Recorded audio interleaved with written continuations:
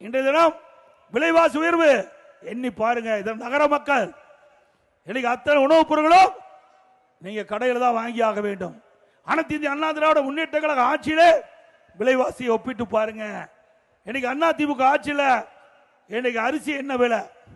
இன்னைக்கு பாத்தீங்க அண்ணா திமுக ஆட்சியில் பச்சரிசி சாப்பாட்டு அரிசி 1 கிலோ 40 ரூபாய்க்கு வித்துதுங்க. இன்னைக்கு திமுக ஆட்சியில் 1 கிலோ 75 ரூபாய்க்கு விற்குது. 35 ரூபா 1 கிலோவுக்கு அதிகம். பொன்னி புழுங்கல் அரிசி 1 கிலோ அண்ணா திமுக ஆட்சியில் 45, திமுக ஆட்சியில் 75. இட்லி புழுங்கரிசி 1 கிலோ அண்ணா திமுக ஆட்சியில் 30 ரூபா, திமுக ஆட்சியில் 55 ரூபா. கடல் எண்ணெய் 1 கிலோ அண்ணா திமுக ஆட்சியில் 130 ரூபா, திமுக ஆட்சியில் 1 கிலோ கடல் எண்ணெய் 250 ரூபா. நல்லெண்ணெய் 1 கிலோ அண்ணா திமுக ஆட்சியில் 250, திமுக ஆட்சியில் 500 ரூபாய்க்கு விற்குது.